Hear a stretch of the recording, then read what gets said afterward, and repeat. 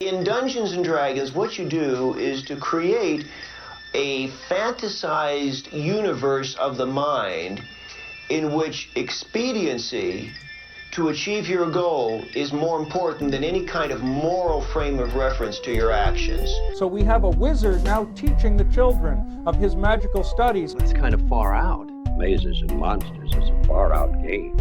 Swords, poison, spells, battles, maiming, killing. Hey, it's all imagination. Is it? This is the Heroes Era.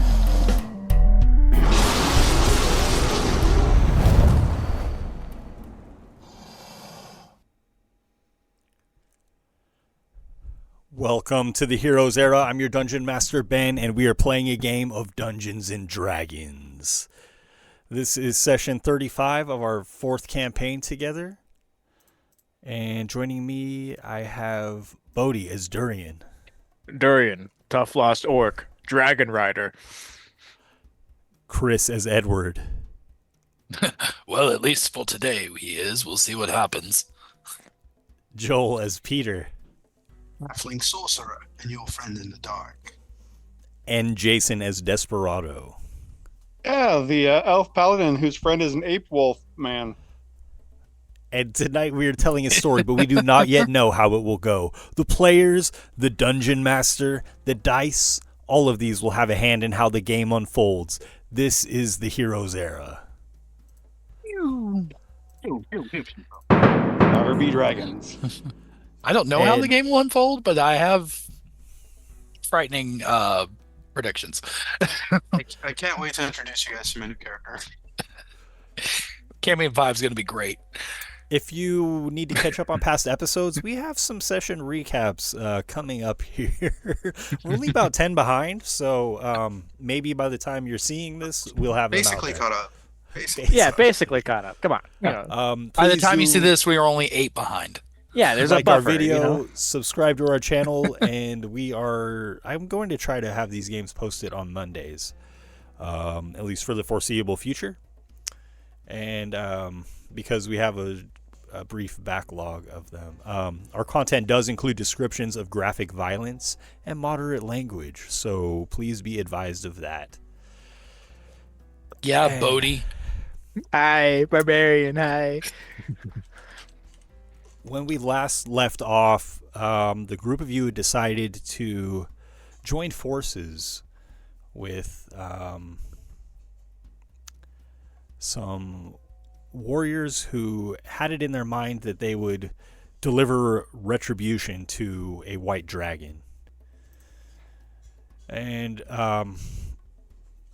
so you set out with them, a dozen hardy warriors led by Gothak, and immediately upon encountering the dragon, they were all frozen to death, except for Gothak, who is still with you. Battle ensued, and Durian somehow managed to fly into the air where the dragon thought she was safe, and Durian ended up dragging the dragon to the ground. Dragon. Dragon.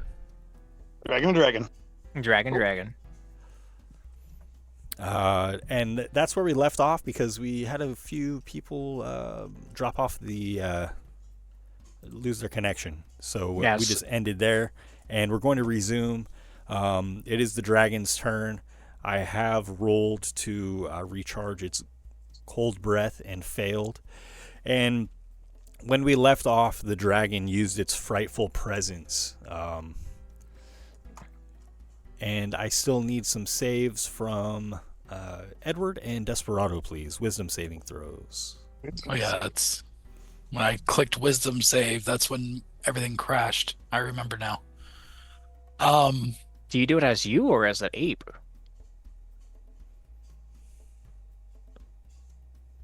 That's a good question. That's a good one. That should be 'Cause good, Ben. He's polymorphed. Yeah, but polymorph's not the same as like wild shape. Shape. I think you take on.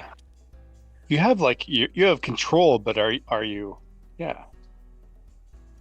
You maintain the mental attributes of it, or you just get the physical ones? Cue everyone looking at the spell description right now. Are we all racing? I know. The target's game statistics, including mental ability scores, are replaced by the statistics of the chosen beast. Ooh, Okay. You take on all. All right. And it's I was a Giant ape. giant ape. Big ape. I mean, Big ol' giant wolf ape man. You know. I mean, Vanderpig. Giant ape. I am a huge beast. Okay, Big sorry. ape. +1 wisdom. Oh, it's worse than mine. I have an inspiration that I'm going to use because I've already been beat to crap. The last thing I need to do is be afraid too. Okay. nice. Oh, I still all that, and I still just clicked mine. So just subtract 1 off of that, if that's okay. Okay. Yeah, good enough. Good enough. And Okay, of course, so- you guys find yourselves. Some of you are in the frozen creek bed, and of course, frozen walls have appeared before and behind you as a manifestation from the presence of this dragon. And some of you are off of the creek bed in the woods on either side of the creek. Right. I think I have Peter and Desperado in the woods. That's right. And then Durian and Edward kind of, right in the thick of it, where the 12 soldiers were slain and where Gothax still fights. And Bodhi, if you get a second, can you drop me the initiative order? Oh, let me somehow- scroll up. You're right. Oh, you know what? I have it here. No, never mind. It was just 2 okay, pages good, 'cause back. I don't. Yeah, I'm good. I think it went Durian, Edward, Durian, Desperado, Durian, Peter, Dragon. I That's am like funny, so that's not what I have. incredibly hopped up on potions right now. So, Durian. the dragon Rave has wrested free of Durian's clutches. Yes, sadly. When it comes to the saving throws, Peter, you alone have failed. And so you are frightened for a minute. You can repeat the saving throw at the end of your turn. And the dragon takes to the air, rising swiftly, flapping its massive wings. Durian, this will provoke an attack of opportunity from you, I believe, unless there's... we're picking up kind of out of the middle of nowhere, so... Yeah, I don't remember if I used reaction. I probably was saving it, and I did look. I can't grapple as reaction, sadly. It's not part of the rules. I was very intent on finding out if I could do that. I will... Does Desperado look hurt? Because I know Edward got very badly beaten, but I don't know if Desperado... Yeah. I don't know if Desperado has been... Desperado has bad been off. playing it safe, removed from He's the, he's scuffed up, but he looks fine. Okay, I'm gonna take a swing then. Okay. I think, yeah. Yes, I do. I still have it. It's my giant great axe, and I'm trying to remember all the stuff I had. I'm enlarged. I'm not raging, and I would not have advantage. I don't think so. Flying. I am flying. Yes. Yeah. So I'm just gonna take a swing, see where that gets me. An 11. I don't suppose that does it. No. And you miss the dragon as she returns to flight. And Peter, as fear takes you, you become much more discernible as a target. So I am still hidden from my last turn. I believe I misty stepped and stealthed in some bushes nearby.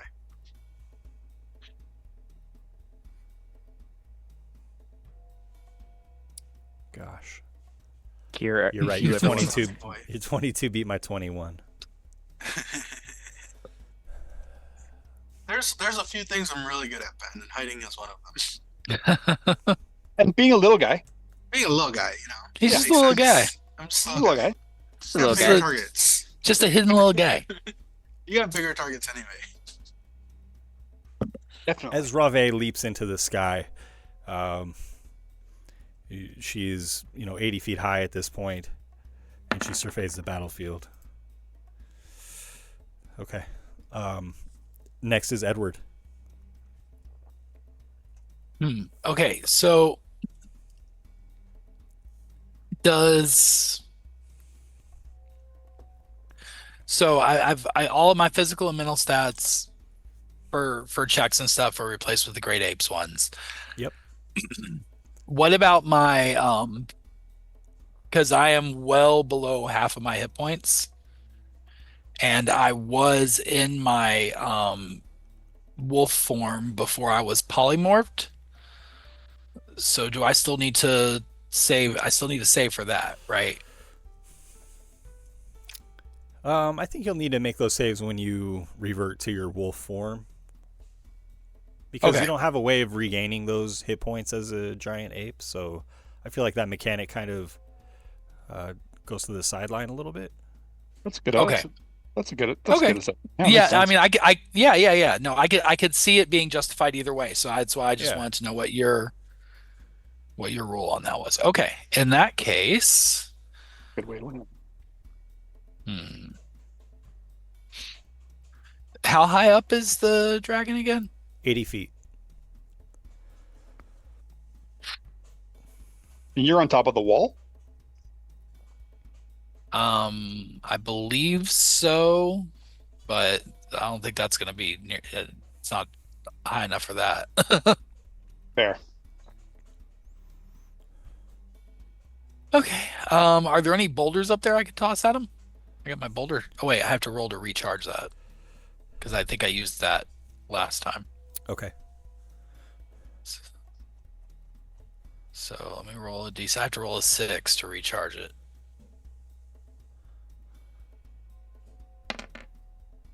Nope. Okay, so I will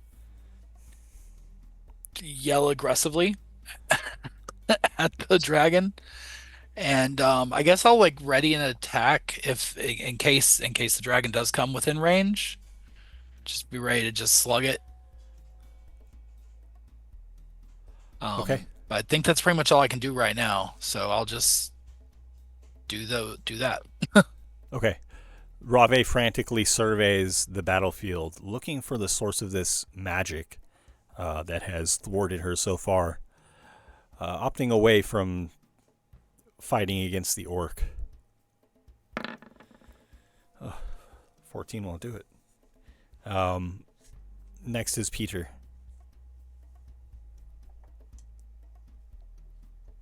I have a few things I can do. How far is Rave from me? She is 80 feet in the air, and you are frightened. I'm frightened. Yes. But there are still a few things I can do. Let's see.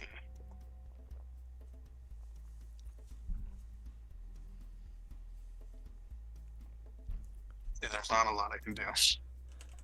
There's like one thing I might be able to do. 80 feet. She's too far for me. Even for me, she is too far.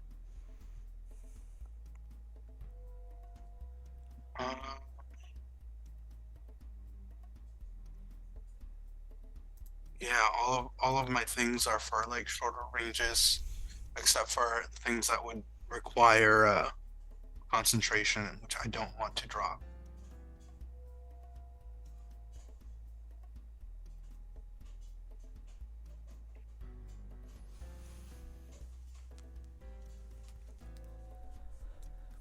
Yeah, there's nothing I can do. I'm gonna hold my place and trust in my allies for now. Just dodge. I think I'm better off. Yeah, I think I'm better off just holding my my stealth, because my concentration I think is more important than anything else I can cast. Rave continues to scour the trees for any sign of you. Yeah, that'll do it.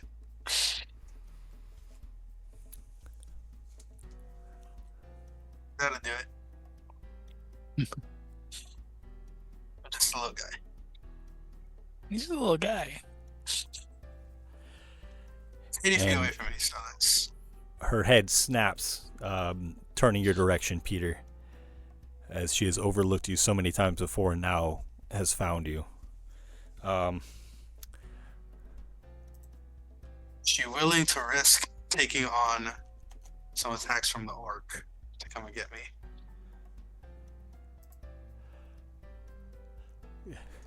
Gothak loads up his crossbow and fires a bolt at Rave. The bolt soars through the air, missing. This guy.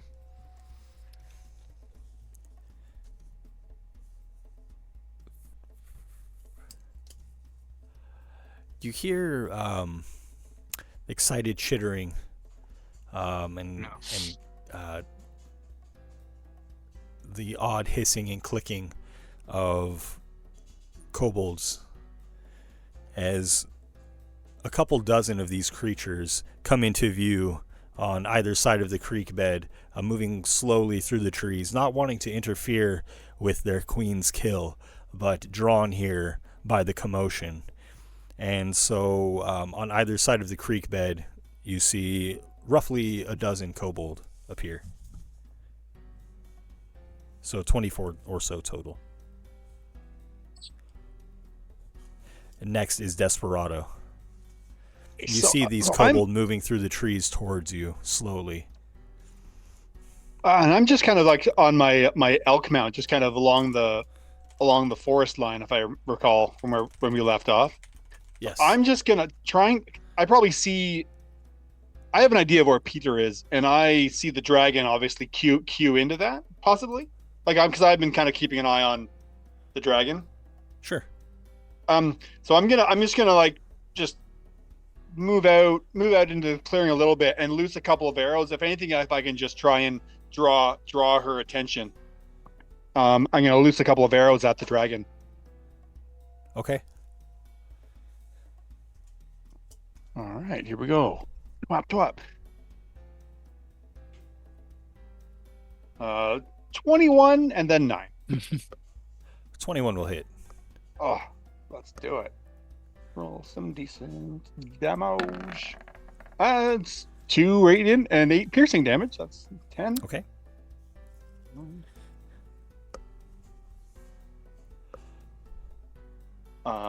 Yeah.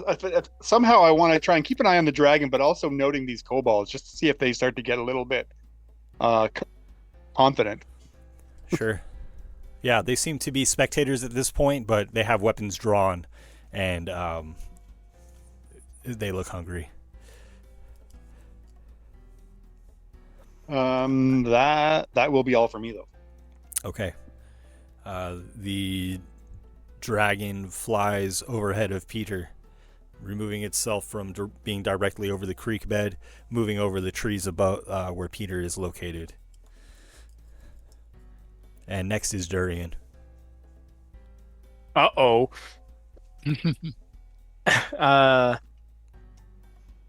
So I have 80 feet of movement, of flight. And is it any more distance away? Or did it just kind of can I get to it, I guess is what I'm asking, with 80 feet of movement? You can. All right, the first thing I'm going to do is I'm going to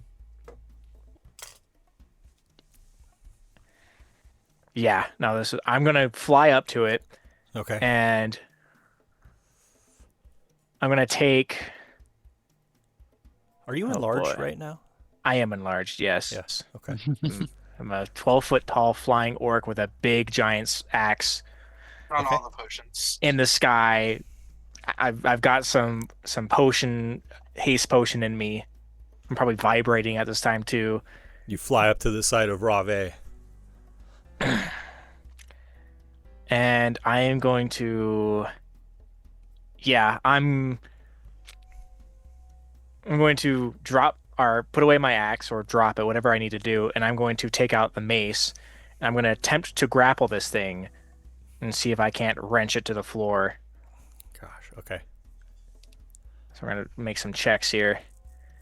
I don't need a rage, not necessarily. Yeah, I'm just gonna. I think I will rage. It's not gonna do anything different mechanically right now. Beat a 21. I think I can. I hope I can. For my first attempt, a 24. Okay. Oh. So I go into a rage. I use some extra movement to get there. Oh God. I'm back in the cleric mindset. I got like 40 things going on. Here we are. All right. If I rage, instinctive pounce, I can move up to half my speed, which is I think just 20, not affected by the haste and whatnot, which will help in me trying to drag this dragon down. So I'm gonna run up, basically try and grab it around its neck and try and wrench it and try and drag it back down to the creek where the two like melee people are, so they can finally do some damage. And I will use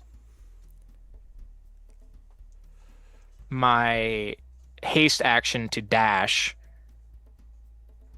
So whenever that's my God, my brain, the math in my head.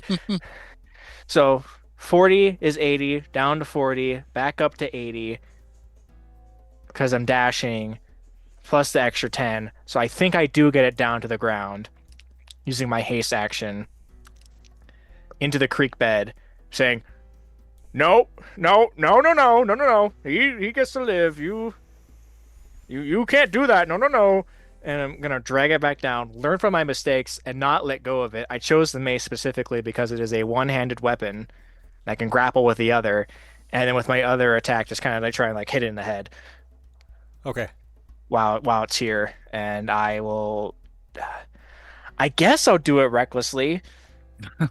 It's kind of like in those Superman movies, right? Where Superman's flying and they like collide midair and then like crash to the ground. Yeah, it just feels weird to like reckless with a mace of all things, but hey, I'll go for it. Why not? I don't suppose this thing is going to be affected by the extra text on this. A 16 to hit? Will miss. I figured so. Yeah, weird. I think that's what I can do correctly. Bring him down. We'll go with it. Yeah. Oh my goodness. When you hit with an attack, does a grapple count as an attack? Yeah. You're replacing your attack with grapple, yeah. All right, so the ghosts are also pulling on its ear, like cartoon style. It's like poking in the eyes, keeping its focus on me. Sorry, I should. I don't know how that works, and I just I know you replace your attack with a grapple, but that if Ben would rule how that applies, yeah. I think because you don't hit with a grapple, I don't think that it would apply.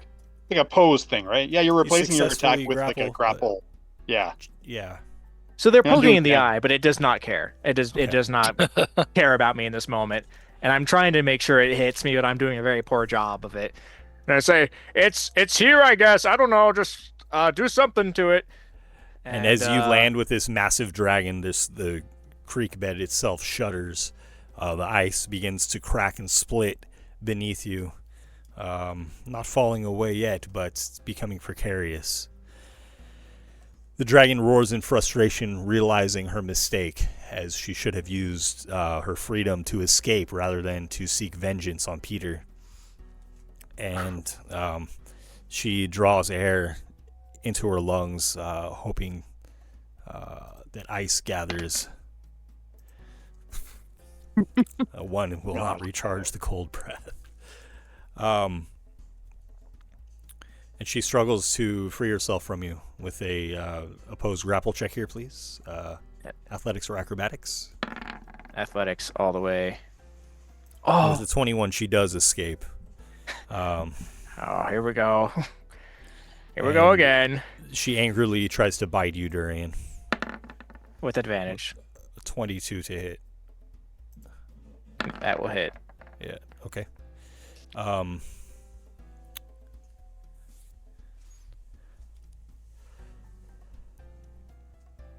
You are raging, right? I am raging, yes. Cool. She leaps quickly and swiftly, much like a cat would, into the forest where Peter is. She soars through the air and lands on Peter. And reaching out with her clawed hand. An attack of opportunity? An attack of opportunity from Durian. Yes. Ooh. Is Peter within 30 feet of me? Do I even know? I think he's farther away. He's just a little guy. We may not know. Little guy. All right. He's trying to be removed from the action. Yeah. Okay. Yeah. Then I'll take a swing at it. Okay. Maybe I'll kill it. Oh, not advantage. Hey. At 15. 15 will miss. Yeah. It's not advantage. Sorry, guys. And this it's not dragon advantage? tries to snatch Oh, you yeah. up, Peter. So this is an opposed grapple check. You can use athletics or acrobatics to try to avoid the dragon's clutches. Okay. And you need to beat only a 14. Acrobatics is going to be better for me, so that's what I'll use. Against a 14.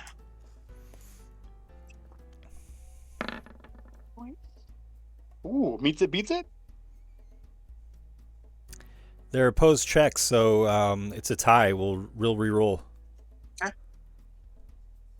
Yeah, it's not like trying to beat an DC or an AC. I don't think. So we'll just re-roll, okay?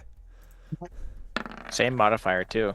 Yeah, same Again. modifier. Oh so my god, man. high modifier wins out. All right, you just roll for me 14. again. A 22 from Peter. Peter. And I'm just a little guy. He's a little guy. the dragon snatches you for just a moment. You squeeze out of its claw, landing free of its grasp next to the dragon.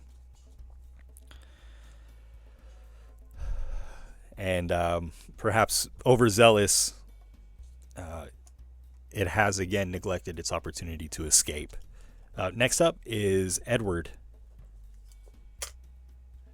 And Edward, you find yourself in the center of the creek bed.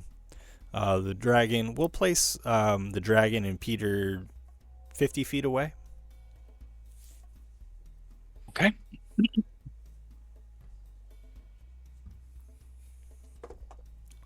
And again, there are groups of kobold on kind of in the forest surrounding Peter and on the opposite shore as well. Okay. Well, I have a as a giant ape, my speed is only 40 feet. You said Okay. they're 50 away. Yes. But I have a bonus action leap that allows me to jump up to 30 feet by only spending 10 feet of movement. Oh, nice. So I think what I'd like to do is I'd like to run up 20 feet towards the dragon and then leap the remaining 30 feet from there, and then go in with my two fist attacks if I could. Okay, very well. So we're looking at +9 on these attacks.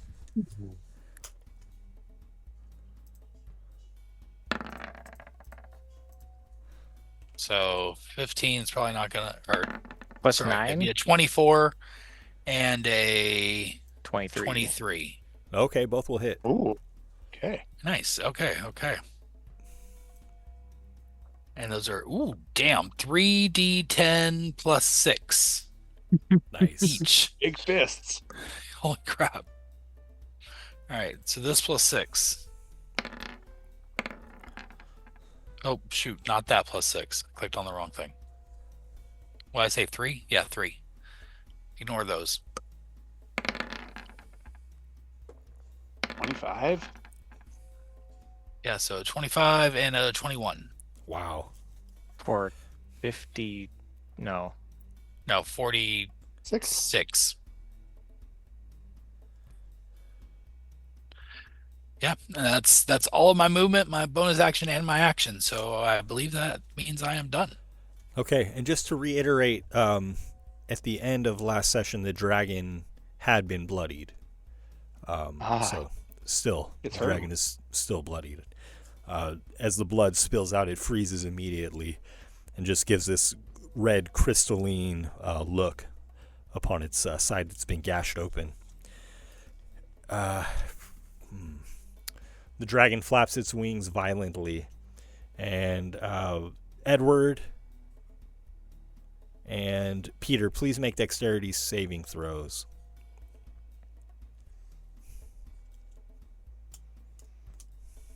This is awesome, guys.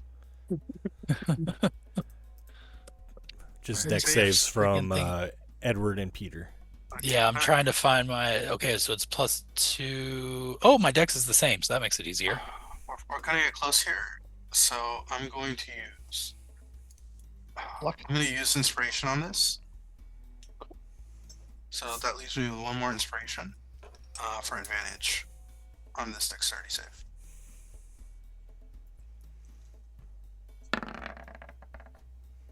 +21. Okay. I'm rolling mine now. Roll. It's a +2 on this. Oh, Those same. 21s. Hey, 21. Yeesh. I'll take that. Yeah. Yeah. The dragon, with this movement, leaps into the air, 40 feet high. If you haven't already used your reaction, you can make an attack of opportunity, Peter and Edward.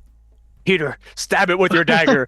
I will. +9 on this for the attack. So 22.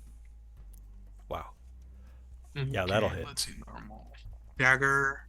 I'm going to go with a booming blade on this. Oh, no, I can't.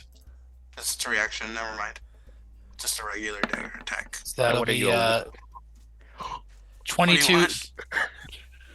22 damage from Edward, and then Peter 22. with a 21. Very nice. Okay. Please let Peter's gotta kill it. 6 damage. That's actually really good for me. It's really good, man. And the dragon just leaves a trail of blood that instantly freezes into what looks like a red crystal upon its underbelly as it flies into the air. And next is Peter. The dragon is 40 feet high. See, really, how bad is he looking, Ben?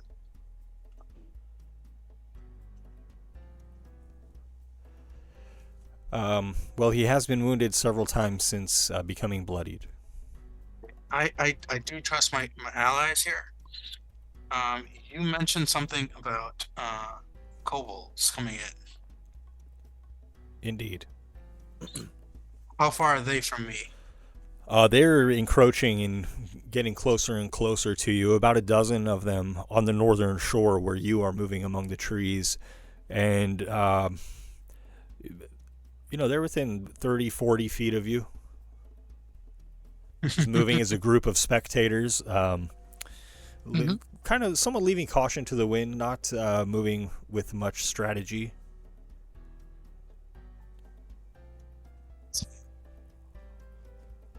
Yeah, I think I'm better off letting my allies take care of the dragon. I think my skills are better served here. Okay. Would you say that they are in a ball shape, Ben? What do you mean by that? These Are they 12 clumping? in a rough 20-foot area. They seem so enthralled with seeing their queen, their dragon at work. They have left caution to the wind, and they are rather grouped up in their celebration. Throw a fireball their way. Just to light up the festivities. Absolutely. So I'll do fireball at 3rd level. Okay. 31. Boom. And the group of kobold cry out in unison. So what I want to do is roll a d4 and see how many weren't in the group. Three of them just on the outskirts of the flame. So in one fell swoop, 9 of the kobold are defeated. 3 of them lingering. They jump back frightened and aghast at this display of power. I am the true dragon here. Bow before me, you insignificant worms.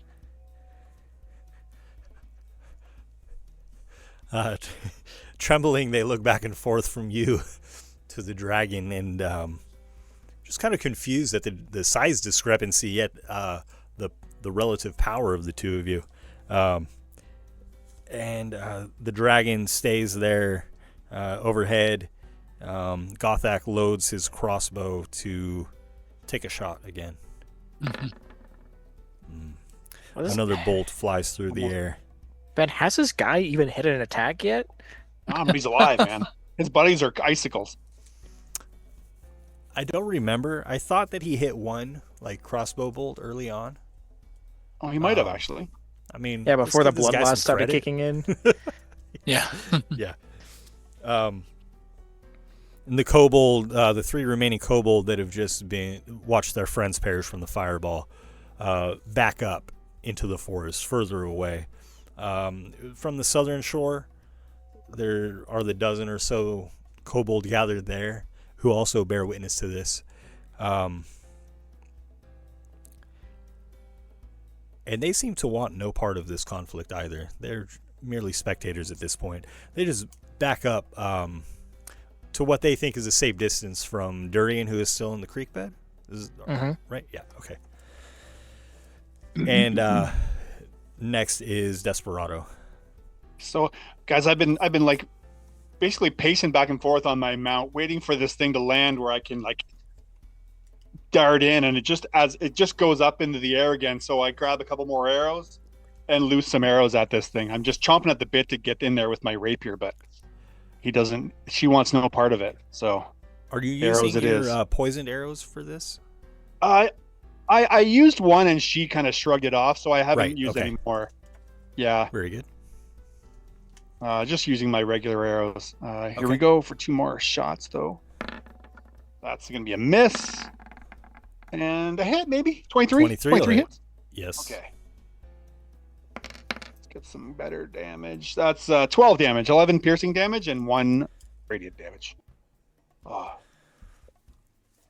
And I'm just continuing to track. Almost I want to almost try and stay almost underneath her, I guess. So if she gets in, I want to get a chance to get in there. Gotcha. Sorry, interrupt you. Arrow, no, that's okay. That arrow finds its way into the crook of her wing, and she shrieks in agony.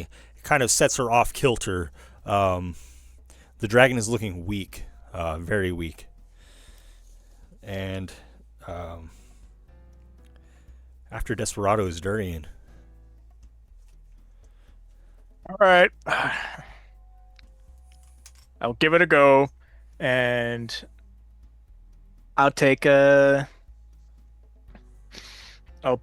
I'll take out my big axe and fly at her and see if I can't just finish the job. Okay. Finish off this terrible beast. And maybe have to chase it in the air. I'm gonna go with advantage. I'm raging. I got all this stuff going on. 3 big attacks. 1 hits for 28. For a total of 21 slashing. As I cut into the back of its neck. Another 15. With the first strike, and as you swing again, you miss only because the body of the dragon goes limp. Whoop! Her neck falls to the ground, the dragon's neck broken, and she is slain outright. My third attack. A 25 as I accidentally let go of the great axe, and it slings into a kobold. Because I missed and I overcompensated. Flies back 15 feet from the. I expected some resistance. Just the girth oh of no! Great axe, yeah. She's doing it in a nosedive, I guess, Ben. Yes. And she slams into the canopy of trees and is spread eagle upon the ground, slain. I go and I pick up my axe and I say, "Sorry, I didn't mean to. Sorry about that." And Desperado, as you're tracking the dragon from beneath, your elk darts out of the way just in time to avoid this massive creature falling upon you. I was just going to say that. Shoot. Might not have been a smart plan. Very well done. And Rave has been defeated. Gothak lets out a whoop. The kobolds shrink into the tree line. If you guys wish to slay the kobolds, you may. If you wish to let them escape, then that happens. I'm trying to become their new master. What are you talking about, Ben? Like trying to claim this. There are for my own, yeah. Okay. I don't see any reason to slay the kobolds there. No. Durian hopped up on speed potion, and a flying potion is just like about to go. It's like, oh, okay. I won't kill them all. They won't cause the people any harm now, having seen the strength that we're able to, throw their way. I think let them live. They this is their realm too. Yeah, strength, accidental or otherwise, and I look to where the one kobold I just missed it is. And as Rave is slain, a massive torrent of snow and ice is released from the sky, as though it was in some way held back for her own use. And it becomes a blinding blizzard upon the battlefield. Edward, you find yourself isolated suddenly by the falling snow. And it's not that you don't know where your allies are, it's just that this is such a sudden and violent torrent of snow and ice that you feel, momentarily lost. But when that happens, you hear, Edward, so good to see you. I'm sure you've been enjoying your newfound power. And you see the satyr before you, his wild mop of hair whipping in the cold wind, his dark eyes focused on you.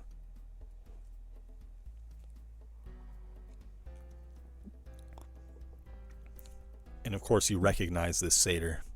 I came to warn you about your friend. Which one? Desperado. Listen. The one he serves, Valindra Redwood, she has commanded him to slay you because of your talents.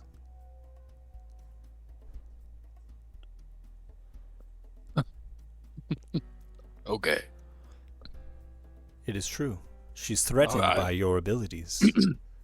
I doubt not that his deity has challenged him or charged him. Desperado won't harm me. I wouldn't be so sure of that if I were you. Has he ever refused her charge? She hasn't made such a ridiculous request before. True enough. What would you have me do? Should I kill Desperado? Well, you're the one who said that, not me. But I can help you get to him before he gets to you. And how would you go about that, Faye? I will guide your hand, your claw. You will strike true.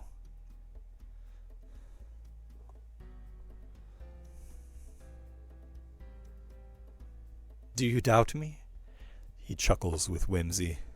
And what will I owe you in exchange for your assistance? Owe me nothing. I will merely enjoy the spectacle.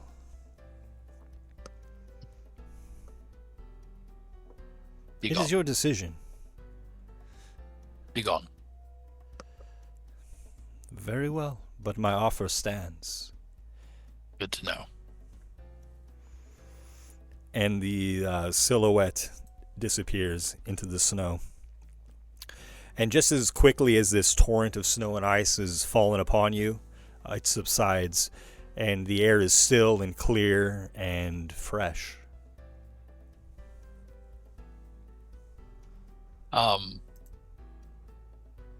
Edward takes just a beat and kind of just glances in Desperado's direction. And he's just like, no, preposterous. Fey trickery. A little off to the right, you see Durian with his axe held above Peter's head, saying, "The ghosts are telling me I have to kill it now." You see Peter's wearing a cloak that says, "We'll trade soul for magic powers." Desperado's over there staring at Edward like. Edward's like, nah. He'd never do that to me. Gothak approaches the group of you as you all come together on the frozen creek bed. Well met. Surely I would have perished without you. My men, however, did not fare so well. I am back in human form now, by the way, because I'm Okay. very, very injured. So Okay, very good. Oh, I'll Edward, seeing you're looking a little rough there, I'll lay on hands for 20 hit points. Oh, I knew it. 20? Is that yeah? Is that It's help? enough to it's enough to get me over the halfway point, so I don't go crazy. Okay. Durian, while he's still Thank you. Yeah. very, very large and on a speed potion, is going to just take his giant finger and just kind of push the hunter just with his finger down into the ground, pinning him, and is going to get real close to him. I have a question. Gothak? Yes. Okay, one moment. Joel? Does the spell stack with the potion? Because I would love to enlarge him even further.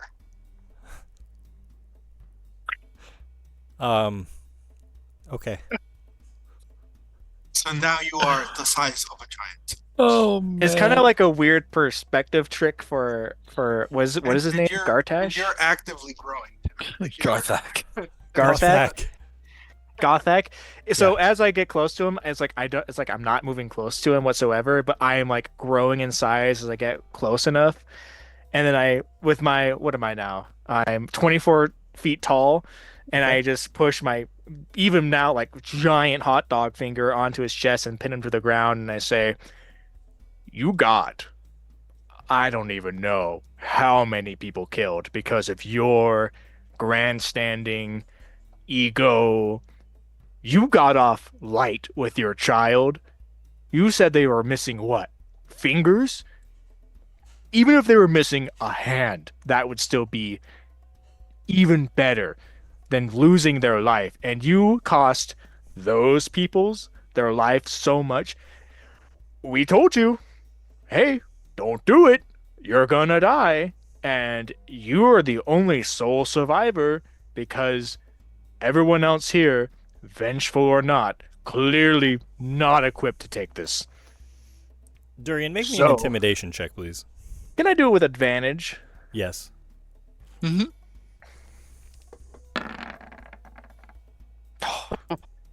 9. Dude.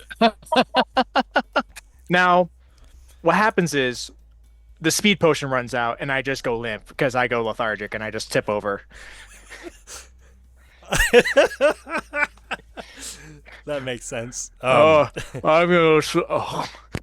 Gothak's countenance changes.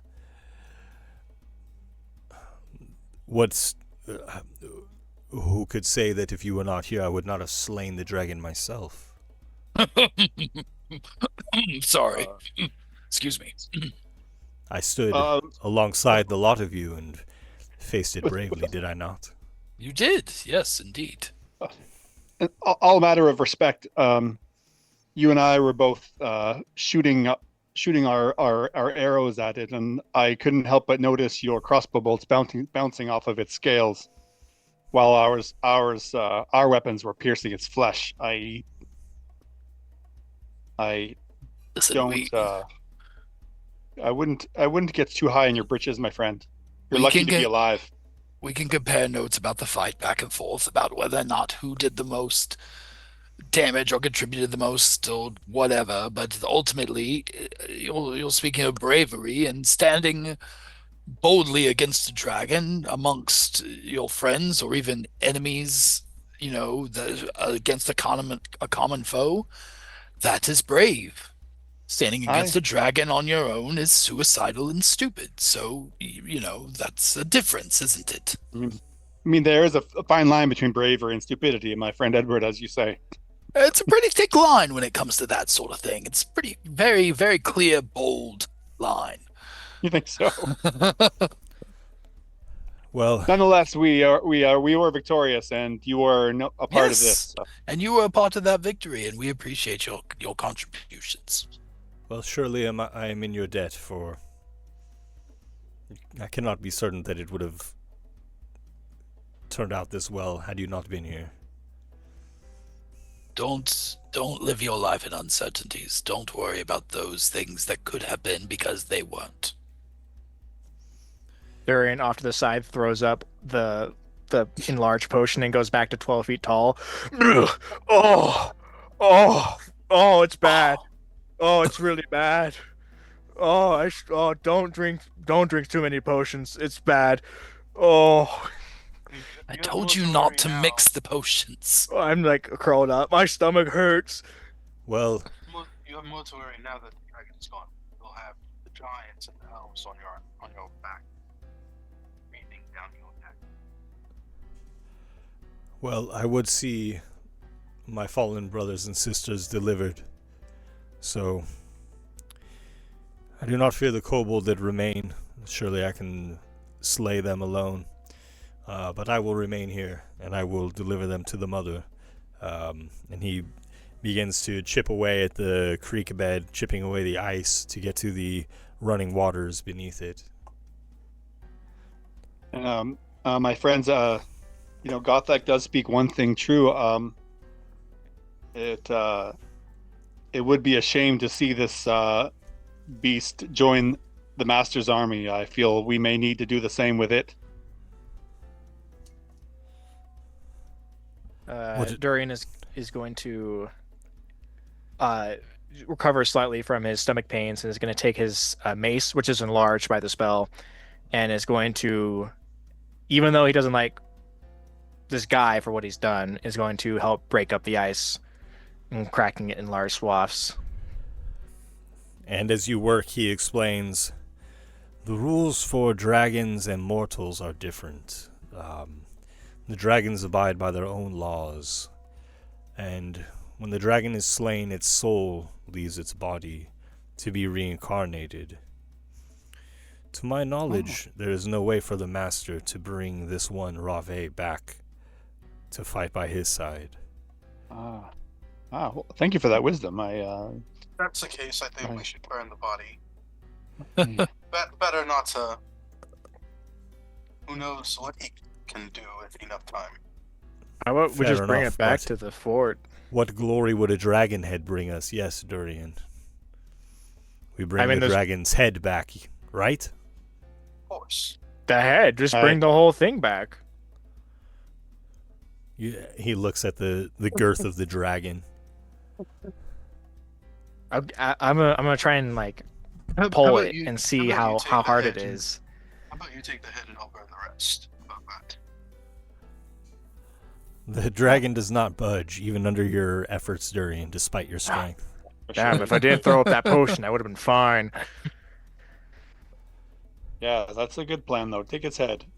It sends a good message to you, those that would try and break down the walls of that. It shows the strength and courage of the men inside those walls. Yes. And what if, rather than burn it, we sever its wings and leave it here that we may harvest its scales, because dragon scales can lend themselves to extremely powerful armor. Well, if we're going to do that, I think it's only fair that we get a share. Of course. Durian is watching the process start of hacking up the wings and the head, and is going to think back to oh wait, I'm kind of related to a dragon guy. Do I?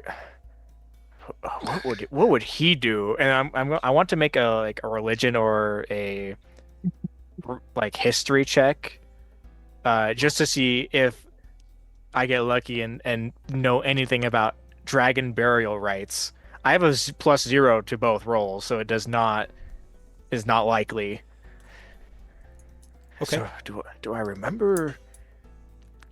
Do I remember anything about this? I don't know. Maybe. Let's see. Thinking back to it, I don't know a clue. All right, let's hack it up. You know only that powerful and great dragons, they hold kind of a place of permanence throughout the ages of Gira. And so when one of substantial power is slain, it's there is an order of the Horde that seeks to reclaim what it has gained, what it has claimed back from Gira.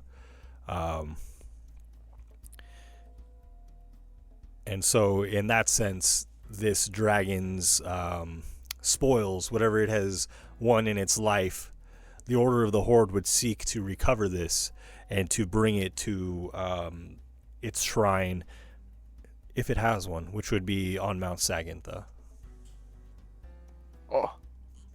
Oh, wait. I got an idea, actually. I take out the portable hole that we have, and I flop it open on the ground, like right next to the dragon. I say, does it look like the dragon would fit in there? It's the portable hole is 6 feet in diameter. I'm afraid this dragon is much larger than that. Well, I mean, we can this will make the trips a lot easier. You know, just cut off parts, throw it in here. You know, we could probably compact it really well.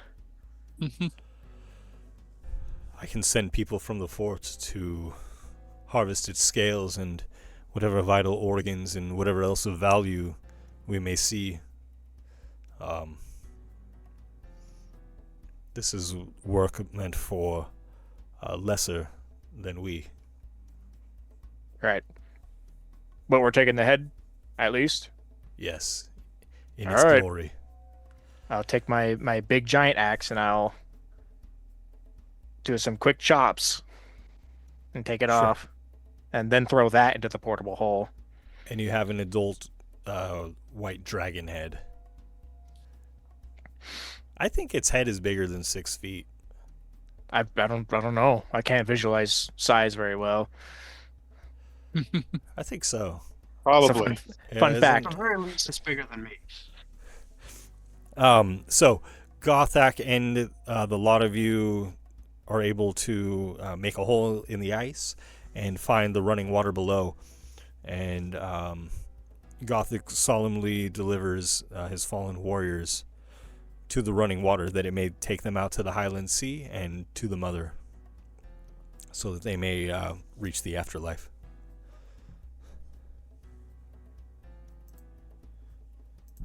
Well, I guess I'll carry this thing back.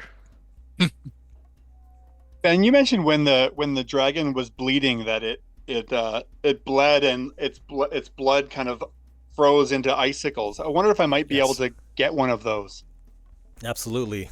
Frozen dragon's blood? Yeah. Cool. Yeah. It's a very large shard. You could carry one that's bigger than yourself, or you could, chip away at it until it's whatever size pleases you. Yeah, I don't like. You can put it in a bag of holding. Yeah. I just want one. I'll put it in my own pack. Okay. Don't let it thaw and drench all of your equipment with dragon's blood. Don't stand next to me. Do not be within 15 feet. It'll melt. Oh shit. 2 minutes. Well, that's what. It will eventually melt. I wasn't sure if that might be something that it would actually just stay for. Perhaps if some magic was conducted upon it, it might stay in that form. But I would suspect it might melt, having just been frozen by the the coldness of the dragon itself. I'll take a shard too, largest I can fit into either the bag or the portable hole to bring back to the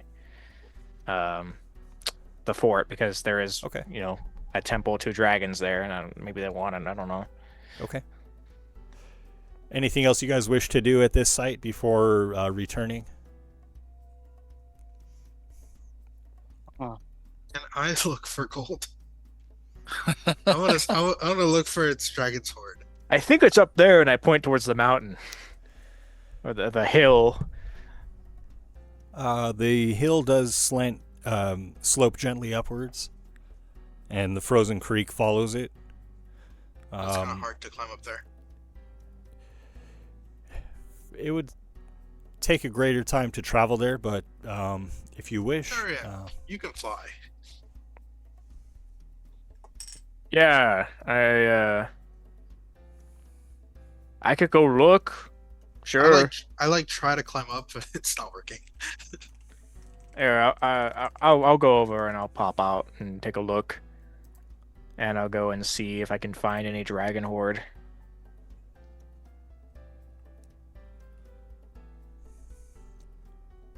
I mean, you find upon the hillside, or not on the hillside, but the summit of the hills, you see what looks like it was once a deep lake that has been completely frozen, and there's a vertical tunnel that has been bored into it, leading down into the lake, a vertical entryway. I just take a rock and throw it down and see how long it takes for it to make a sound. It's probably 100 feet deep. I'll cautiously, gently fly down. As you descend, you see that there are 2 auxiliary tunnels before you reach a large chamber. And in this chamber, you see the corpses and remains of countless prey that Rave has feasted upon.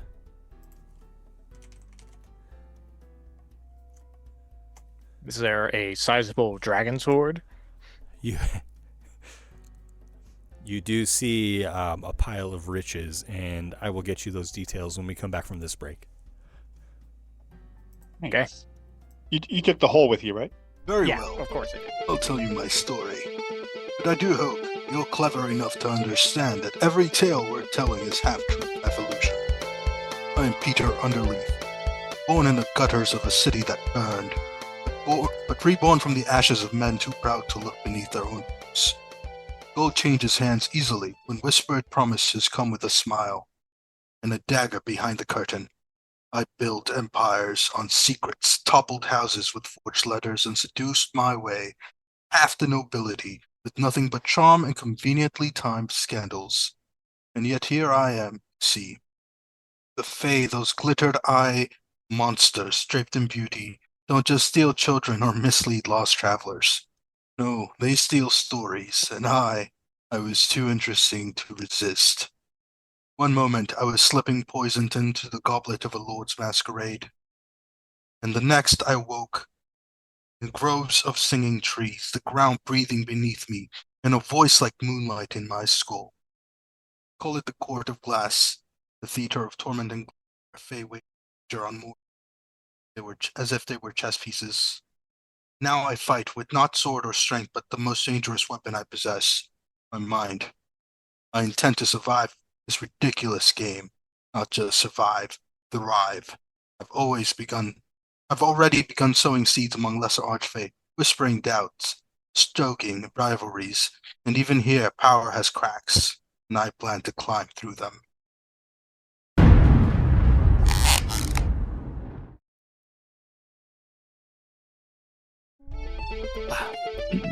So Edward's story actually begins quite a while back.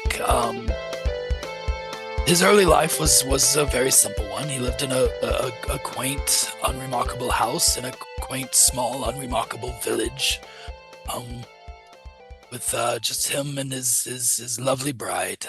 It was a simple but a happy existence. Till one day, fortunately, when I was on my way home and traveling alone, and I was attacked, captured, and held for a very long time by an archfey in the area who, excuse me, not an archfey, by an archdruid in the area who was attempting to enhance the powers of his own wild shapes. But in order to do so, he was trying to perfect some sort of concoction to accomplish that. I served as his guinea pig. We went through several different versions of it until he found something that sort of worked. It transformed me into a ferocious monster, and I immediately bit his neck out. I escaped, found my way home, told my wife of what had happened, and she called me a monster, said she would not have that curse near her, and kicked me out. Told the rest of the village, and I was shunned from existence.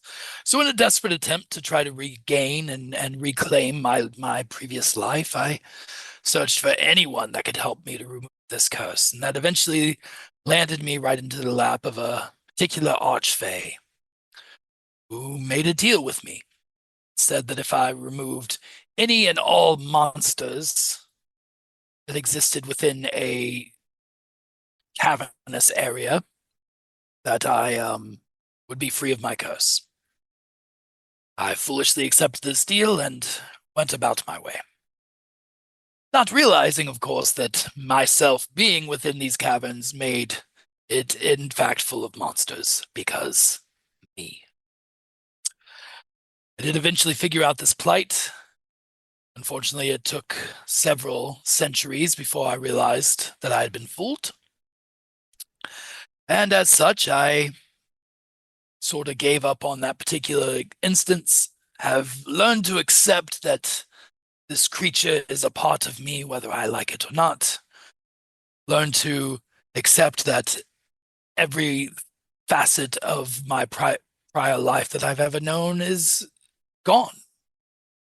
And I've replaced all of that with a burning desire for vengeance that can only be sated by the blood of the archfey that did that to me.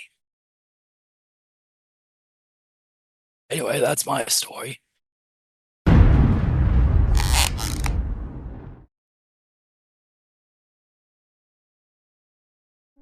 So usually these sorts of stories begin with a young, jovial character thrust into a life-changing scenario, setting them on some kind of unplanned trajectory. But they aren't usually embarrassing or humiliating. Oh wait, my apologies. I should introduce myself first. I'm Desperado Phineas Theos, the third of my name, after my grandfather and my great-great-grandfather. My older brother, Silverado, you might have heard of him. He did some pretty great things for the people of Gira. He left some time ago, a few years ago now. Hasn't been heard from in quite a while. Our home, our village, sits within the Redwood Forest, just on the edge of Dunsmuir Lake. Anyway, Silverado's leaving home for me was really tough. I thought we'd be in the forest together forever, our families growing up together. But after he set off, I realized I needed to find my place in this world too. I just wasn't sure what that looked like. I wasn't sure what that might be. And my friends and I, we spent most of our time just messing around on the shores of the Dunsmuir, like any, young elf might do. When we weren't in school or training, that is. Usually these times on the lake were involved the weird games, always involved lots of wine. Not the junk from around here, the good stuff, good elven stuff. But on one sunny afternoon, everything kind of changed for me. It was a day like any other. It was sunny. It was nice. We were on the lake between swigs of wine, knots of the good bread. Wine was a bit off. We paid it no mind, though. It didn't matter. But I'll never forget that giggling, cackling sound. It still haunts me. We were laying there with our dipping our toes in the water, staring at the sky. Those days when you're just trying to avoid the world and that's catching up to you. It was one of those times. All of a sudden, I began to realize something was amiss. Not quite right. I couldn't wiggle my toes. My fingers. I couldn't turn my head. I couldn't move my arms or legs. I wasn't quite sure what had happened. None of us could move, but we could see and we could hear quite well. I could hear really well. You know how they say when you lose one sense, all your other sense are heightened. They're very right. The dancing and the laughing and cackling sound all around us. I couldn't tell what they were. I found out later from my father they're called bogles, tricksy little fey creatures. Anyway, they took everything. They took everything from us: our food, our coins, our clothes, our dignity. By the time I could move again, they were gone. There was no trace of them. There we were on the shore of the Dunsmuir, naked, exposed, robbed, and humiliated. I promised myself I'd never let my guard down like that again, especially around fays. And after that experience, I took my training much more seriously. It opened my eyes to the world and the things that are around us. Nothing is as it seems in our world, and even in times of peace, things can change in an instant, it seems. After the thing with the bogles, I kind of developed this issue with others touching my food. I trained in the community kitchens and learned some really good elven cuisine. I became a pretty accomplished chef, But when I wasn't in the kitchens, instead of spending my time at the lake, I practiced with my bow and my blades. I'd hoped that I wouldn't ever need to use them, but I wanted to be prepared in the event that I did. And it was around that time that the lady in the lake came to me. Apparently, she'd been watching me. I had no idea, but the first time I saw her, she appeared as this regal elven maiden, wearing this fairly pristine sylvan plate mail. She talked to me about how she was ready to take on a champion, someone to carry on her mantle. She would spar with me, and she helped me hone my skills with my bow and my blade. She told me about how she was one of the protectors of my people long ago, a great knight. No idea. She fought in the great battle of the Redwood Forest, the one that gave Redwood its name. She was a real great warrior, and she fought bravely in that battle. She had eventually fall, but Dunsmuir favored her, and her spirit lives on in the lake. She watches over our kin and in service of him in Dunsmuir. She asked if I could prove my worth. She would empower me to do great things. She asked me to seek out one of Dunsmuir's most faithful followers, my brother, actually, Silverado. She says he's lost but not gone, and that's what brings me here.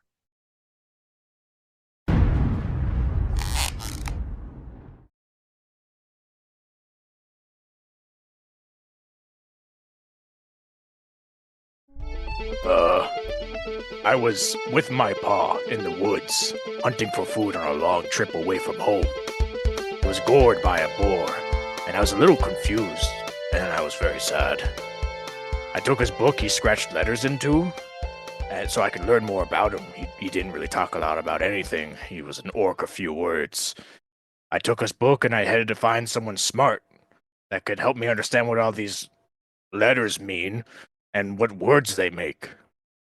Nobody seemed to understand or make sense of the scratches except a mage who was up and coming, and he seemed like he could help me understand what was going on here. He said he could cast a spell that would help me learn, but it costs a lot of money, and I didn't have any money. So I went to go north to the New World in search of knowledge or money, and the first place I got to was a nice farm run by a nice old couple, the Hopkins. The man of the farm who ran it, he would give me some of his free time when he had it to help me learn how to read Common, which was, not what was in my father's book, as I learned later. But he couldn't give me all his time, so he had his son Kevin teach me. He was nice. He was pretty mean sometimes, but it was a good experience. Soon after, I left the farm to go wander and look for other orcs that have been spotted, and then maybe I could learn from them. I got some help from a small little goblin named Glasses.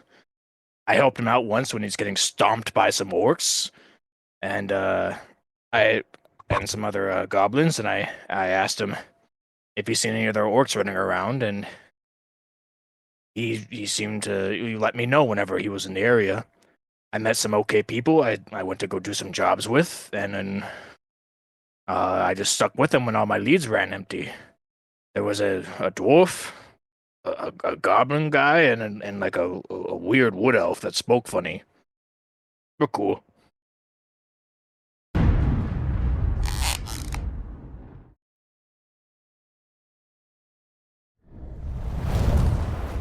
In high school, I had a friend that wasn't allowed to play D&D. So every time we played D&D, he had to take all of his magic cards. So he told us his parents thought we were just playing Magic, but we were playing D&D. Oh wow, he could play Magic but not D&D. Yeah. Wow. All right. Well, Yeah, 'cause D&D Magic had like much of the same stigma back then too. Yeah. Yeah, they were like the first few sets they redid some of the artwork like to remove a lot of the Oh wow. demonic Demons. stuff. Yeah. Huh. That makes sense. Okay, so Durian, you have flown into the dragon's lair. And normally that would be a very bad idea, except for this dragon has been slain. We'll just keep it brief, but therein you do find many riches among the spoils of its hunts. You'll find, and you said you want to keep roughly 20% of this,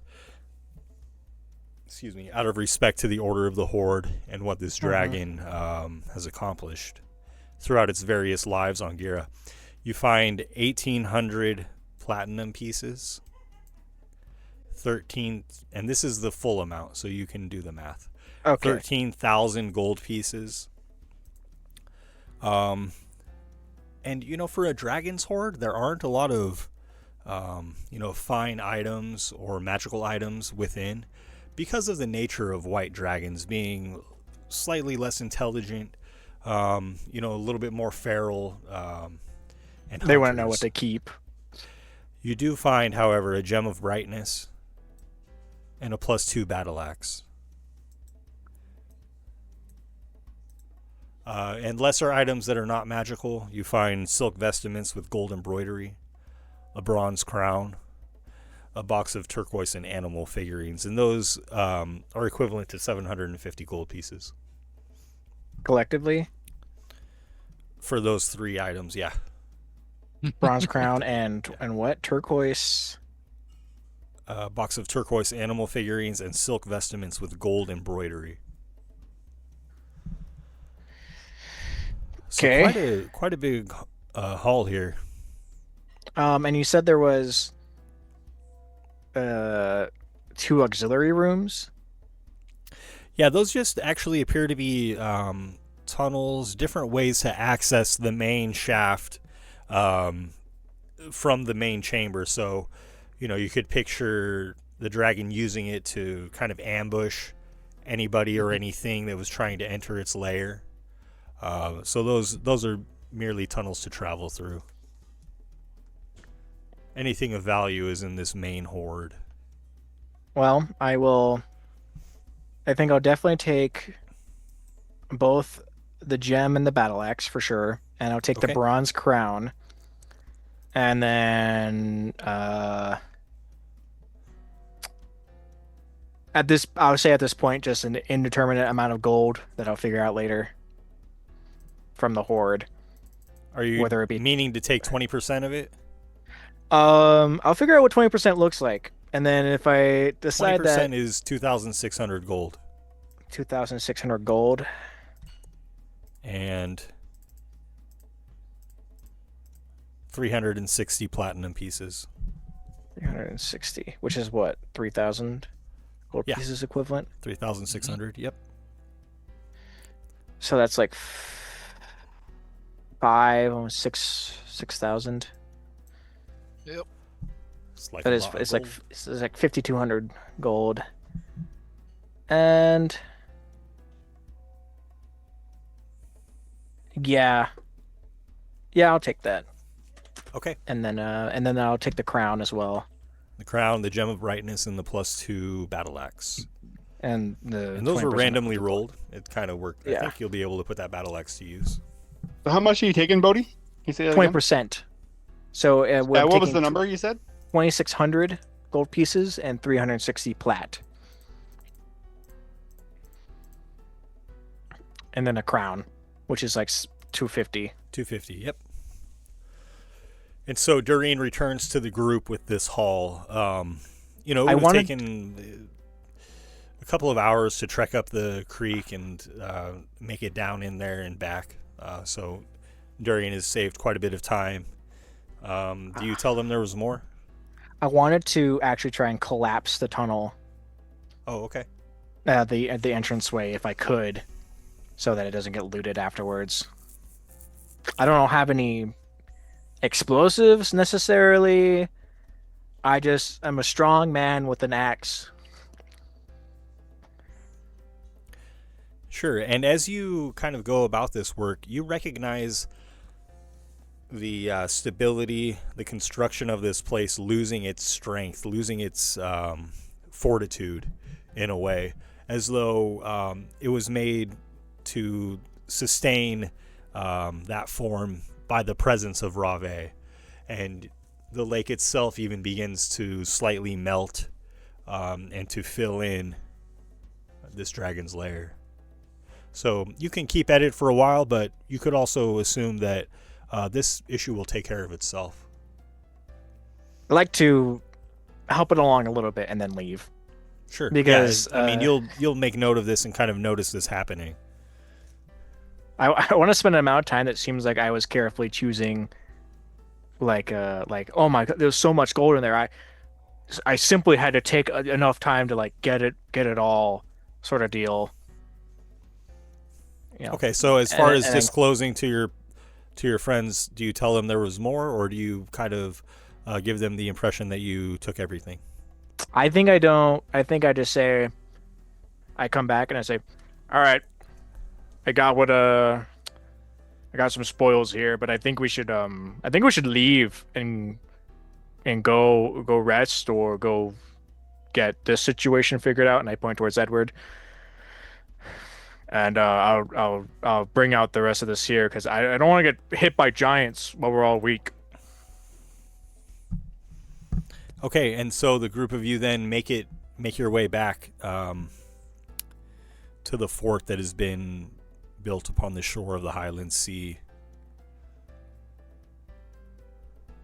And when you return, you're displaying the head of the adult white dragon prominently, Gothak helping you to hoist it up in celebration, in triumph as you return. And from the walls of the fort and the people in the outskirts in their tents, they rush forward and basically form a group around you in celebration. Everybody reaching in, trying to get a hand upon the head of this white dragon, celebrating your return. And truly, you are heroes now, even more than you were upon your initial arrival and upon saving the hunters from their plight. Ben, the Gothak's fallen soldiers, we put them in the river to be washed away to go back to the mother. Yes. Would they I would like to have taken sometimes they had jewelry or wedding rings, things that like things that we could return to the families. Something like that. I probably would have taken that kind of thing that we could return to the families. Yeah, absolutely. Yeah. Gothak respects that as well. Yes. And so, when you return, there was the feast, from the night before, and this feast continues. However, their finest chef was lost in the battle. The one who knows how to prepare the meat the best. Oh. And so they're kind of looking around for somebody to fill that role. Oh, I would happily help with that. Absolutely, yeah. Desperado is a fine chef himself, right? Yeah, very much so. And any chance I get to, have a semblance of normalcy outside of this world that we live in, I would jump at the opportunity. For sure. Say that you're lending a hand. No. I said I would like to help. Subject. Gothak as well. Oh, too soon. Pulls a shard of the dragon's blood, and he approaches you, Desperado, Says, what say we make this into our own stew, and we drink it as a sauce?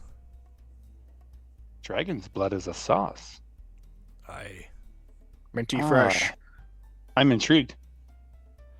You seem to know your way around the grill here. Maybe you could fix this up for us. I might be able to use it with some spices and use it as to season the meat, and it might tenderize it. Aye. I think I'm up to the task by for sure. Yeah, let's try. I mean, he hands you just this frozen shard of the dragon's blood. And so you all feast in celebration, and you are hailed and well met. Woo!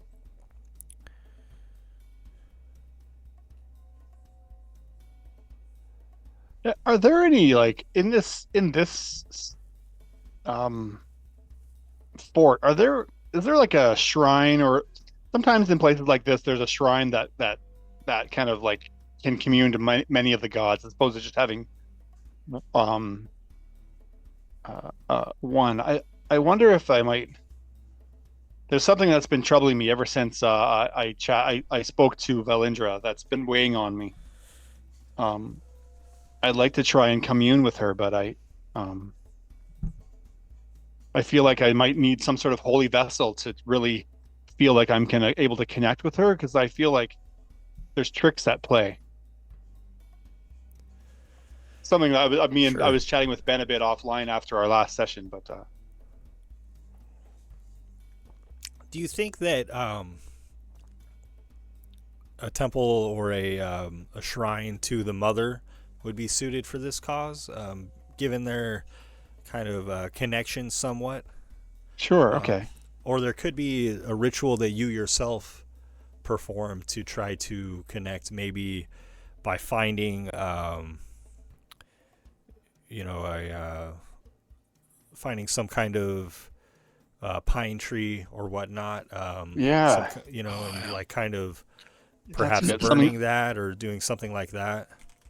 Yeah, I like that. I like that idea. Finding some natural wood. Like find a conifer that would resemble like a redwood tree. Yeah, in a way. That's smart. I like that idea.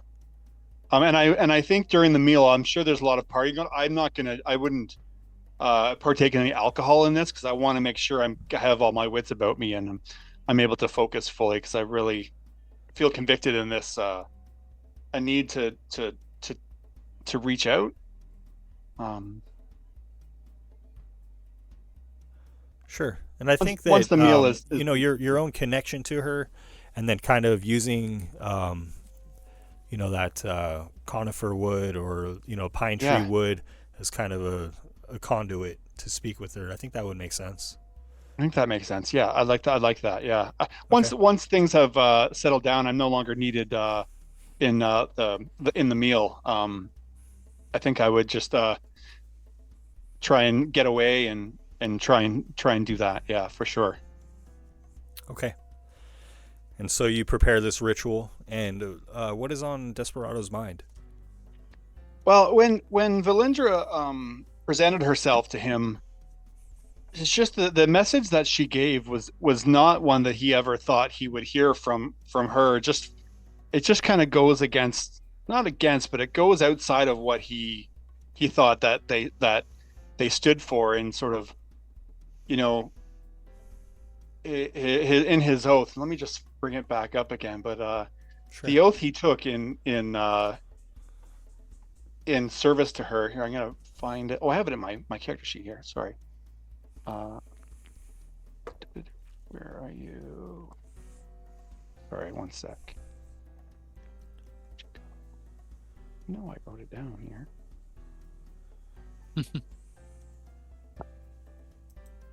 Didn't I? Damn it. Sorry, let me find it I'm just going to jump into the player's handbook. One sec. I'm sorry.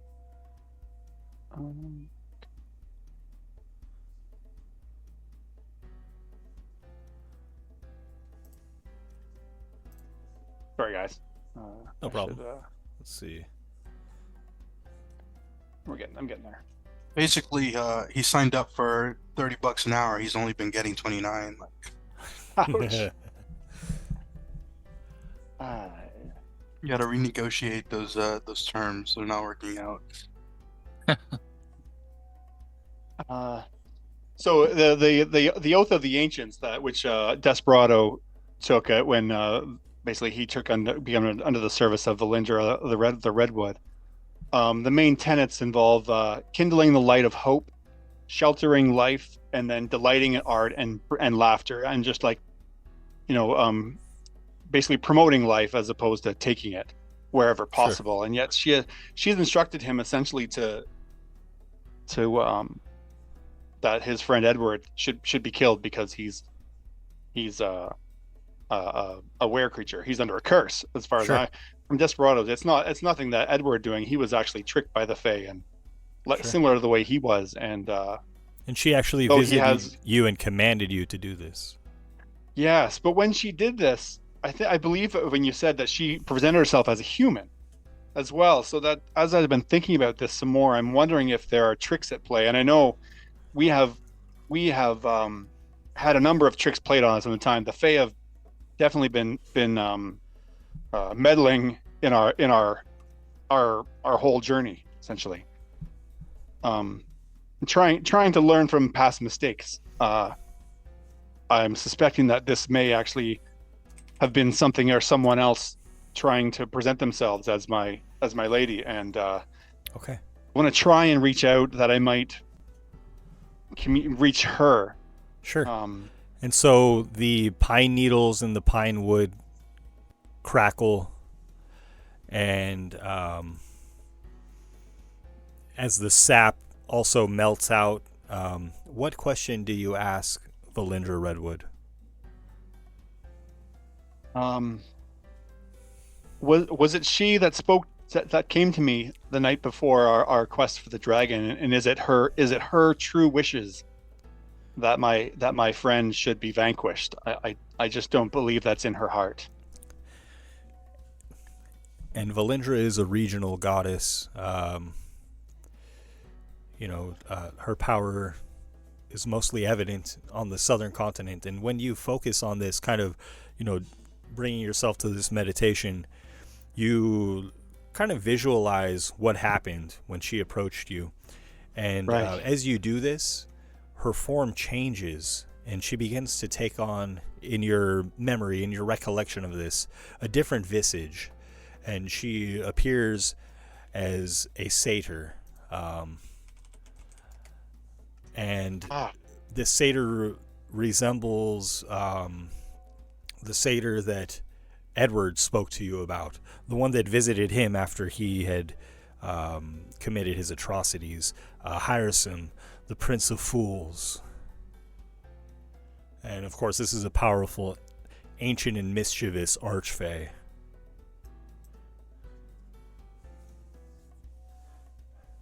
Hey.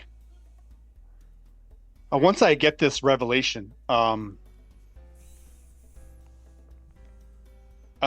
feel almost essentially like vindicated in my beliefs that my oath still is true, and the tenets that I've signed up, I fight for still stand, and my lady is not the one that sent this message.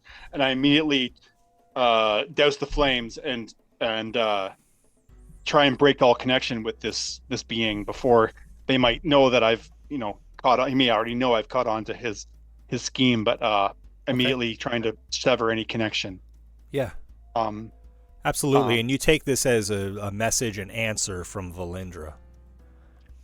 Yeah. Yeah. Oh, okay. And I can feel it in my heart that this is her speaking to me. Yes, this is her communicating in that way. Yeah, absolutely.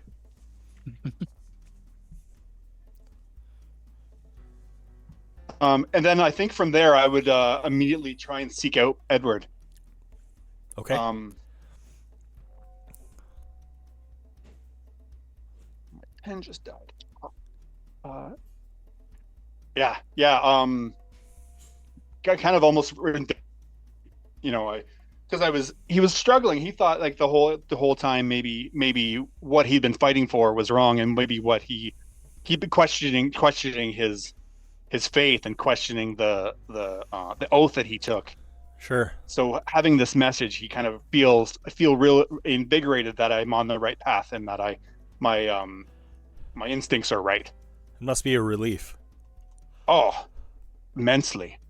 Yeah. So I'm like it's almost like I just woke up all of a sudden. I'm like full of energy. I'm trying to find my friend Edward. So I feel now I can at least tell him what's going on. Absolutely. You're able to find Edward, at the feast, no doubt enjoying himself, enjoying, his adoring fans. Oh, My friend, yes. I never got a chance to, it was all such a whirlwind, but you fought most bravely against the dragon. I just wanted to commend you in that, but I wondered if I might steal you away for a moment. And there's something been weighing on me that I feel I need to get off my chest. Yes, the weight has been lifted, and of course, yes. Where do I start? The first night we spent in this castle, before we set out on the dragons, I was walking the ramparts, speaking with the soldiers and just trying to relieve those that might need a break. Right. And in doing this, my lady presented herself to me, but in a form I'd never seen before. And she had instructed me that she wasn't happy that I was traveling with a were creature as yourself, and that in order for me to maintain my oath, that she has basically charged me to not allow you to cure your form and that your blood should be spilled on this land. And you can understand that this has been weighing heavily on me, because this kind of goes against my feelings and my thinking. However, I just kind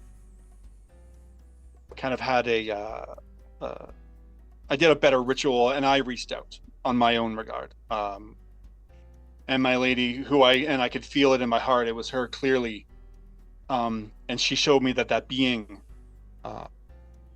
that presented to me was actually a satyr playing a trick, trying to turn me against you. I just wanted to tell you this. I'm sorry. Do I know that Edward had this being the same guy presented itself to him? I thought Edward had told you guys about Harrison visiting him.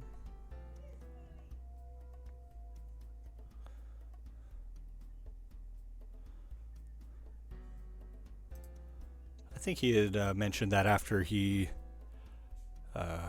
when you guys discovered the atrocities he had committed, I think you guys were made aware of that. Well, then I was kind of going based off of that idea that you were. Okay, cool. I didn't explicitly say so. Then, yeah. Well, I just kind of read it to Edward that it's quite clear to me that the being that came to me was the same one that has been coming to you. And it would seem that he's trying to put us against each other. And I just want you to know that I'm loyal to you, and that you have nothing to fear from me. Not that I know that being like you would fear me, but nonetheless, I just felt vindicated in having this revelation. I just felt it was necessary in case other things were to happen. Desperado, I know what side you're on, and I don't mean that you're on my side. I know that you're on the side of justice, and I have not done anything quite wrong enough for you to turn your sword on me just yet. So I trust where I stand with you and with your lady. And of course, these are fey tricks. That's what they do. They deal in trickery. It would be That's it. fun for them to see us not trust each other and turn on one another. And Makes it for tells good me that entertainment. it tells me that we are on the right track. Whatever we're doing, they're trying to turn us against each other. Our exploits are making a difference. It tells me that we are on the right path. And the fact that they're trying so hard tells me that we're getting close. Well, I thank you, my friend. I think it's time for a proper drink now. That sounds wonderful. And just like Desperado just has this overwhelming feeling of relief that he doesn't have to fight his friend, and that, yeah. Excellent. Can I do a mental whisper to Durian? Yes, Peter, you may mentally whisper to Durian. This tastes a little different. Is there blood in My this? friend. Huh? What? Durian, my friend. Huh? I think Desperado has confessed his feelings towards Edward. I saw them sneak away alone a few moments ago. I'm actually in a tree. I'm watching them right now. I'm waiting for Desperado to get done talking so I could talk to him. Seems like an intimate moment. I know. I'm waiting my turn. I think I see a tear falling down a cheek. Oh my God, he's on one knee. I think he said yes. They seem to be. He said yes. Yes, Desperado. 1,000 times. Wait, Ed, I knew you would never hurt me. What does that mean? It's a weird marriage. I have a friend who he named his boat that. What's that? She said yes. It's because his wife said yeah. Oh, okay. Nice. That's pretty sweet. I think as a wife, you couldn't even be mad at that point. That's it. So I'm just sitting in a tree, sipping my drink, waiting for Desperado to get done proposing to Edward before. Let's let them have their moment. I know, but is it gonna take all night, or? I don't think we should bring it up yet. I think we should let them. Durian's the jealous type. Definitely. I mean, Desperado is a paladin. Is there like a code for this stuff? He's not like a cleric. I think we should let them bring it up. It would be a bad idea if we said anything. Yeah, because they half the joy is telling people, letting them know. All right. Okay, enough of that. So the party continues. You guys celebrate. You're having a great night. Well, we have so much more to celebrate now, Ben. We season the meat with dragon blood. Yeah. No. But you have come here for a bigger reason, one that is related to what just happened, and that is in seeking a cure for Edward's affliction. Yeah. Yes, please. Durian sips the last of his blood ale or blood sauce, whatever it is, and says, "Congrats on making it, Desperado," and puts it down. Blood and pudding, gives you a weird side eye. All right, let's. Congratulations. Yes. Anyway, let's go get that cure now. What's that? Yes. Where is that guy? Yeah. Yes, I would very much. I've got a lot in my life to look forward to. I'd like to move on with that. Mikhail approaches the group of you as you're celebrating, and comments that you had already earned his trust when you brought back the lost hunters, but now he truly owes you a debt of gratitude, and offers to arrange a meeting with Tella, who is the leader at Shindurus' temple, the temple on the Highland Sea. Well, this is incredibly generous of you. Yes, please. How soon? Come with me if you wish. Oh, yeah, great. Right now is great. Yeah. That soon. Oh, yes. Let's go. Very good, very good. And this, is a very majestic temple set on its own island. When Mikhail leads you there, he leads you across what seems to be an invisible bridge, as a lot of you are familiar with already from other adventures. The people, not the characters. I remember this. Why is my nose bleeding? Yes, from our other adventures. And you find the castle gates thrown open to you, and you see that this establishment is undergoing a remodel of sorts. There are still walls that had once been decimated that still lie in rubble on the ground, but there are nice furnishings. There's a great long table in the main hall that stretches 40 or more feet. And Mikhail leads you to a back room where there's an enormous stained glass window depicting a dragon in its splendor. And an older man walks out to greet you. He wears a silver robe with silver eyes that are striking, and the pupil is stretched and vertical like a lizard's eye, or, as you have seen, like the eye of a dragon. And Mikhail kneels briefly and rises. Tella, you must meet these fine warriors who have done honor on our behalf. And he makes the introduction. And so here is Tella before you. He says, well, what have you come for?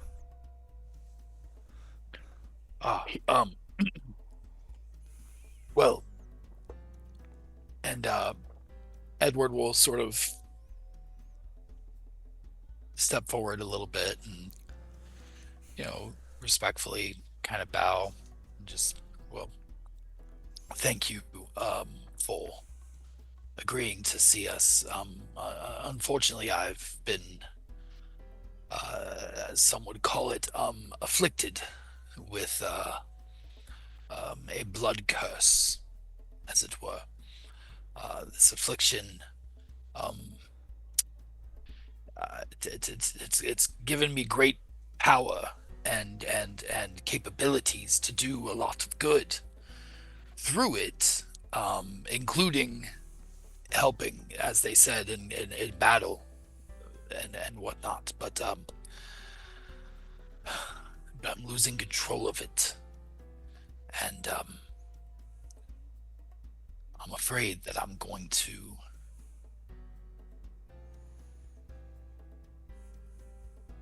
I'll lose control of it at the wrong time. And I must either be able to regain my own control over it, or it must be eradicated one way or another. And I'd rather it not be another. I see. He nods knowingly. And this affliction, it is brought forward by the light of the moon alone? It is not. I can bring it forth, independent of that. However, and this is a good sign. This is a very new development that I can, in the light of the full moon, the affliction brings itself upon me, and I black out. I wake the next day, usually covered in blood, next to a carcass of some sort. So far, it's only been animals, but, well.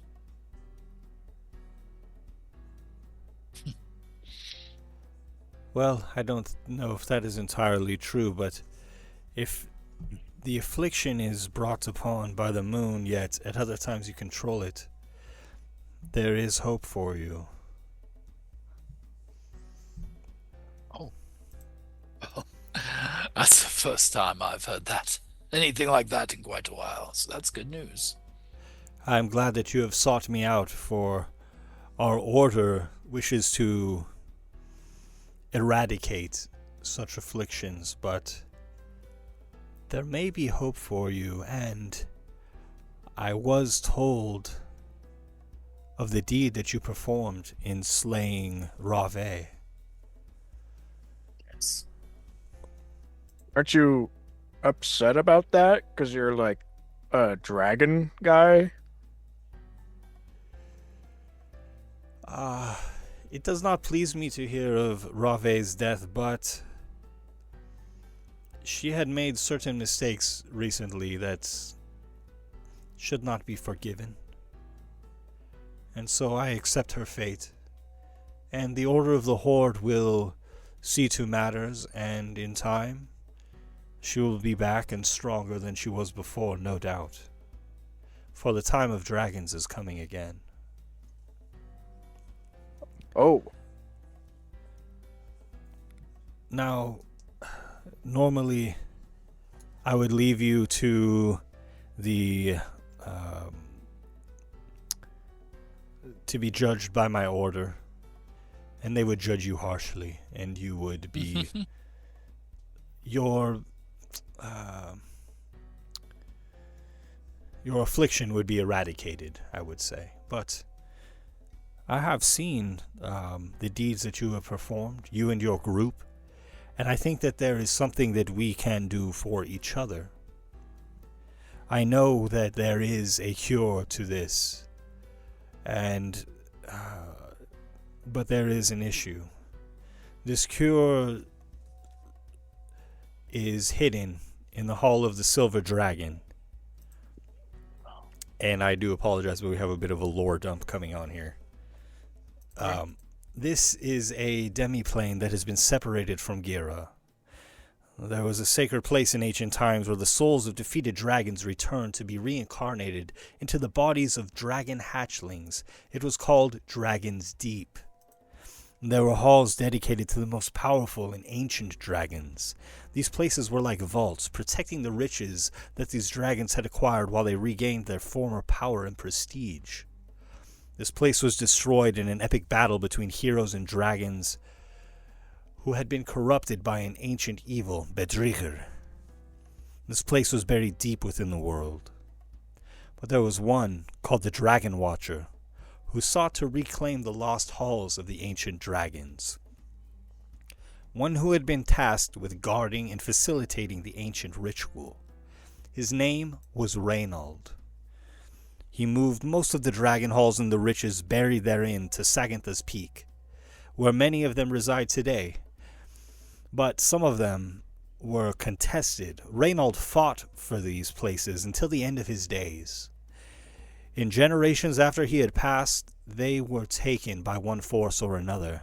One of these places was precious to Reynald, though he could not acquire it. He could not deliver it. It was the sanctuary of the most powerful silver dragon that has ruled upon Gira, Shinduras. In the hall is Shindurus' personal library, and therein is a text that describes the ritual to cure the curse of lycanthropy. And that's what you need. I need you and your companions to venture there, where we have been forbidden. There are wards against my kind, against my people, that prevent us from traveling there. And so it has been lost to us for ages. And as Tella says this, he turns and looks directly at you, Durian. You. I look him in the eyes. You have his eyes. And Tella narrows his gaze further. Something more than chance has brought you here, to this place, to this time. Speak now and tell me what you seek. First, a few clarifying questions. This place that had all the dragon wealth, the Dragon's Deep, it's gone. It's been destroyed. Dragon's Deep itself was obliterated. It was buried. But many of the individual halls have been restored. This hall of Shinduras, however, still exists in its entirety, in its original form, but it is on a different plane of existence. And the entrance, you think, or know, is at the mountain? No. The entrance is lost to the mortal realm, but I do have a means of conveying you there. However, as I said, wards prevent myself, my kind, my people from traveling there. And why is that? Aren't you the Silver Dragon people? We are, and it is an affront to us that we have not been able to recover the riches and the glory of Shindurus. You see, when the halls of the dragons were contested, their wealth was renowned throughout the realm, and many forces sought to capture it. That is one occasion on which Reynald failed. As great as he was, as much praise and worship as he deserves, he was not able to recover all of the halls. The Hall of Shindurus was one that he was not able to. Okay. Well, I am distantly, and I mean distantly related by blood, I think, or oath at least. I guess I can see it. Oh, okay. You are a descendant of Reynald. I thought I was descendant of Dismas. Well, hey, I'll take what I can get. Yeah, I guess I'm seeking to fulfill the oath that my dad and his dad and his dad and however many long generations sought to make, which was to put Reynald in his rightful place and restore his glory to be a god, I think. By blood, you are a relative of Dismas. By legacy, relative of Reynald. It is all inside of you. So am I like my own grandfather? Yes. Weird. Strange. But appropriate, I think. Yeah, so I guess I'm just looking to do that. And I don't know. Huh. I never thought I'd like get this close to having any interaction with that type of deal. Here I am, though.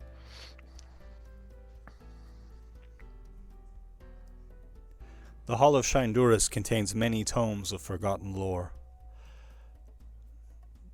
Perhaps you will find an account of the shrine of the Dragon Watcher therein. Its place is kept a secret to mortals. Well, I am a god, so that won't be an issue. I simply mean to say that knowledge of it is confined to the libraries of immortals, and should you travel there, you may be able to learn more about it. And the method you said you had of getting us there, is it like a round trip or like a one-way? That is another matter. I have the means to deliver you. I do not have the means to receive you. You will need to get yourselves back. I mean, time for myself anyway. Time is a bit of the essence. So I mean, a quick way to get there would be wonderful, and then figure it out from there, I suppose. When you are there, the soul of Shindurus has been lost to this realm for ages. Since Lunar took over his role as the light of the night, the light of the silvery moon.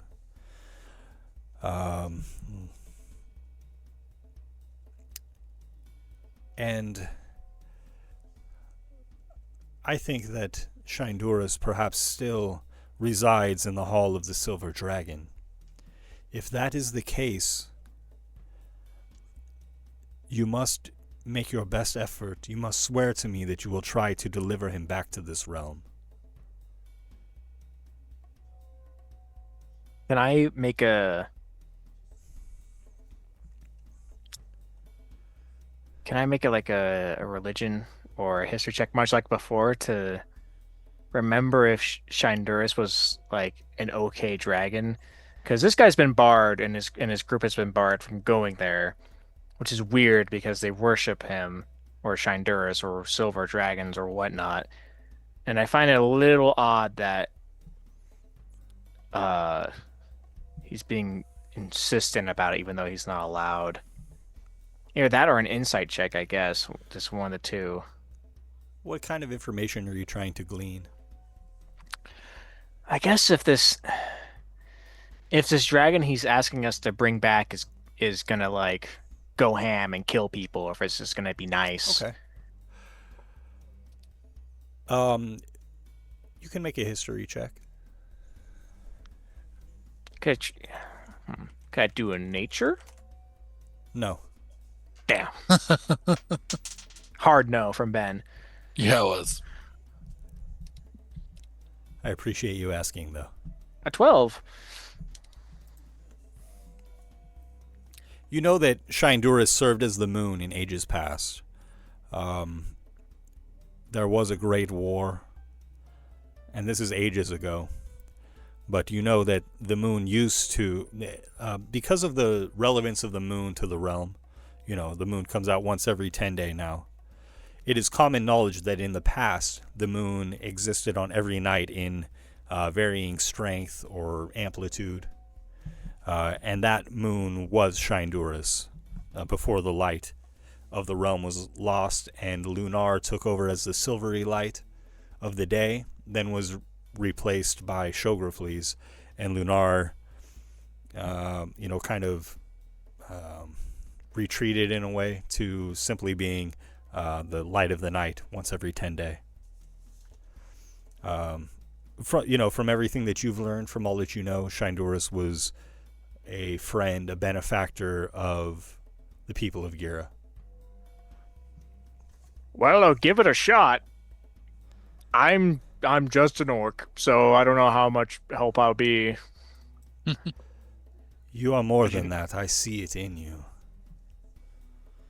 This feels weird to get like this much like affirmation. It's a bit strange.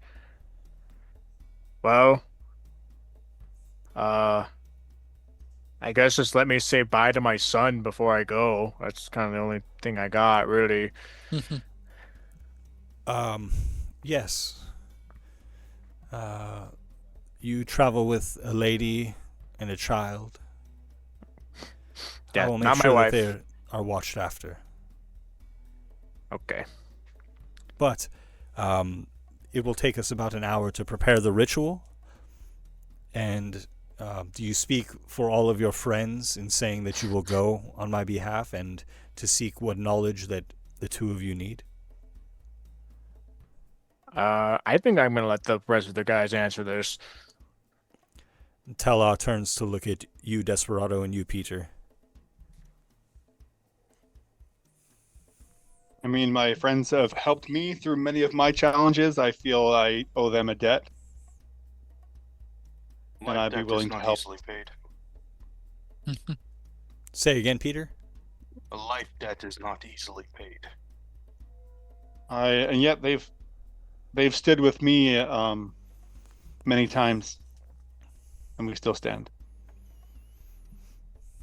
I'm glad to hear it, because it will take all of you. They have my sword and my bow. I feel sorry for anyone who dares stand against us. I know not what horrors, what difficulties await you on the other side, because it is something powerful that is keeping my kind and my people from reaching that place. Because you have no affiliation with us, you should be able to pass through.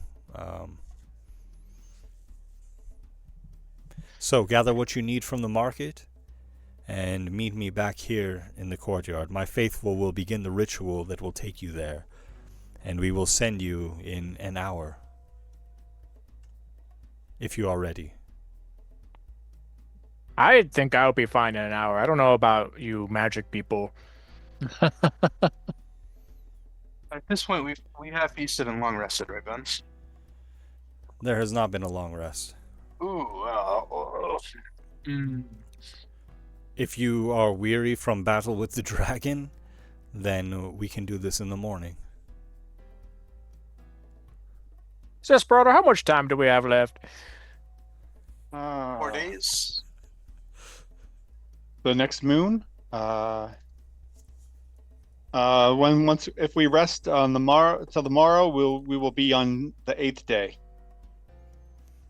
Okay, and So we have 2 days, but it is. I mean, I'm not one to keep cutting things short. You know, I think we might be smart to jump at this opportunity. That nonetheless, I know my friend Edward took quite a beating from Rave, and I mean the only thing I certainly did.